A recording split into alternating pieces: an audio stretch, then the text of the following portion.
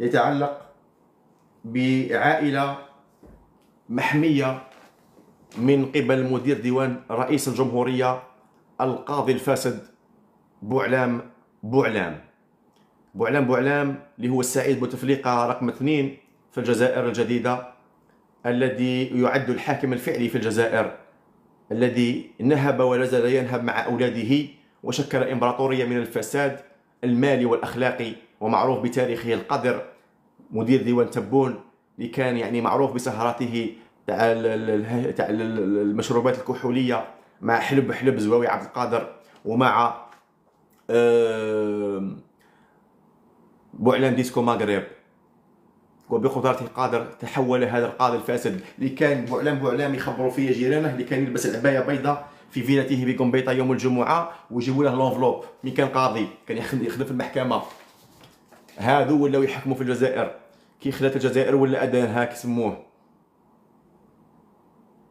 ومن بعدها كي نحضروا عليكم نكشفوكم تقعدوا تقولوا انتم خونه الوطن ونجيبوكم ونرسلوكم يقتلوكم ونديروا لكم ونعملوا لكم. تبغوش ما تبغوش اللي يقول لكم الصح يجرح. يا سي بوعلام وهران خليتها ودريتها، طالق ولادك هذاك نور الدين اللي حاوزوه الفرنسيين، ولدك الصغير مصطفى، ونسيبك هذاك السنوسي اللي يخدم في الكازرو تاع ولايه وهران اللي ضرب هذاك كاري عبد القادر وراه متربب على الناس.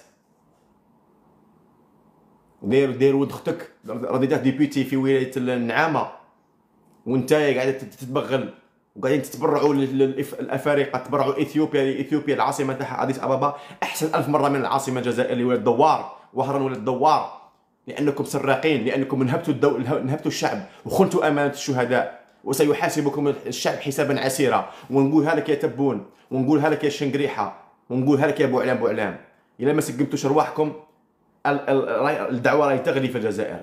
سينتفض الشعب الجزائري عليكم ويصدم لكم المراديه وتخلصوها غاليه عاجلا ام اجلا، لأن الثوره الشعبيه العارمه على الابواب، لأن الشعب الجزائري جيعان، الشعب الجزائري محتاج، الشعب الجزائري محقور، في العداله فاسده، شرطه فاسده، دارك حقار، ما كاش خدمه، ما كاش سيارات.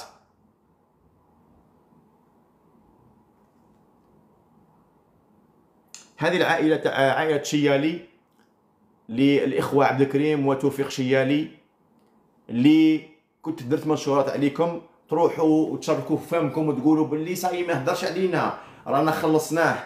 لا حبيبي، انا ما تخلصنيش، ما تخلصني ما نخلصك. انا راني نروح مبكر ونخدم هنا في فرنسا. كشف الراتب يتكلم، لي فورماسيون اللي درتهم يتكلم. يا الفاسدين، من المفروض عائله شيالي في ولايه بلعباس يتم محاسبتها مع العصابه القديمه. لست ادري لماذا لم يتم محاسبتهم من قبل القايد صالح وبالقاسم زغماطي في عهد بعد الحراك او في اثناء الحراك. لست ادري من الذي يحمي هذه العائله. التي يحميها حاليا هو بوعلام.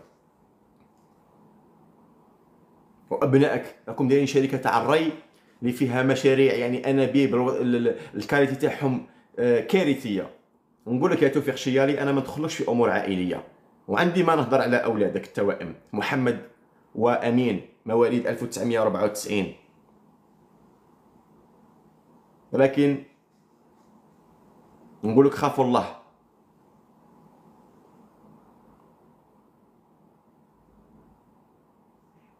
نقدر نهدر امور لو كان نهدرهم امور يندل لها الجبين من الفساد الاخلاقي العارم لابنائك ولي متورطين في امور يعف لساني ان اقولها احتراما للناس يتبعوا الله يفسد احمد بن عطيه. انت تعلم وانا اعلم. وما هي العلاقه؟ نتمنى من الحاكم الفعلي في الجزائر اللي هو الجنرال الفريق اول سعيد شنقريحه انه يفتح تحقيق في العلاقه التي تجمع توفيق شيالي صاحب مركب شيالي للري مع هشام بن علي صاحب ترقية بالمليسة، لأنه زوج بنت توفيق شيالي المدعوة مريم، زوج بنتي المدعو نادير شيالي، هو قريب لهشام بن علي صاحب ترقية بن مليسة.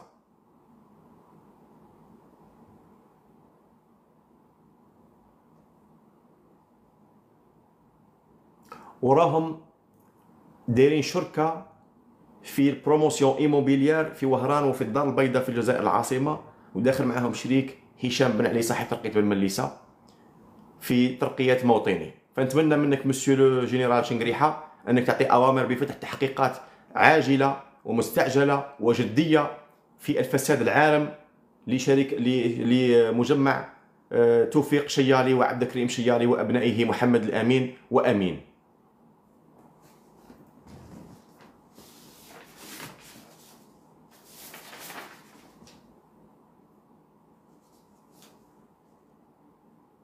نتمنى ايضا فتح تحقيق في التهرب الضريبي لمجمع شيالي من الضرائب.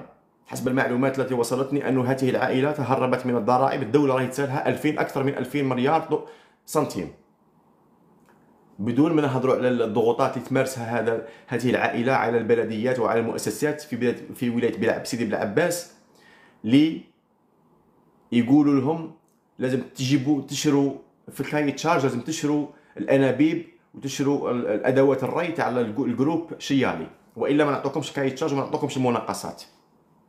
ويقسموا وعيات شيالي توفيق وجماعته يتهلاو فيهم غايه.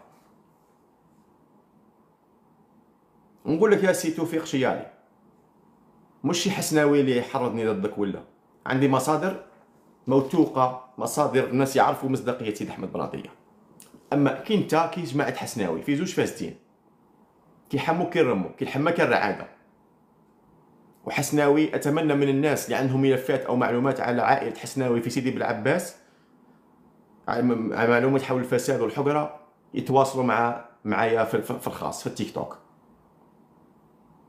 ونعطيهم السينيال ولا التليجرام تاعي وتواصلوا معايا، لانه عائله حسناوي ايضا عائله متورطه في تبييض الاموال. وشفنا احد ابنائهم اللي كان يبيض الاموال كداعم في التيك توك. هذا ملف يوصلني قبل اشهر وسانشره في قادم الايام ان شاء الله. انتظر فقط الادله. فاطمه بن دريس، ما نجاوبكش اختي، لا ما يشرفنيش نهضر على وحده كيما هذيك اللي ذكرت اسمها في اللايف تاعي. انا نهضر على لي غروس تيت، نهضر على لاوتور. هذيك بالنسبه لي هذيك غير مسكينه، راهي غير تلهت وتضرب في الشتاء، بالك كاش ما يرضاو عليها، كاش ما يقيسوا عليها حظمه. ولا انا مستواي عالي اختي، نهضر لك انا على تبون وعلى بوعلام وعلى رجال الاعمال وعلى لي ملياردير وعلى الناس اللي راهم حاكمين الجزائر. تهضري لي على وحده فيكوره كيما هذيك ما تعرفيها لا راجل لا مراه. هاو مالك يا اختي فاطمه بن دريس ولا معاك يسموك، هاو راكي بخير وامك راهي بخير. هاو مالك يا اختي، بيطلع لي طاسيو.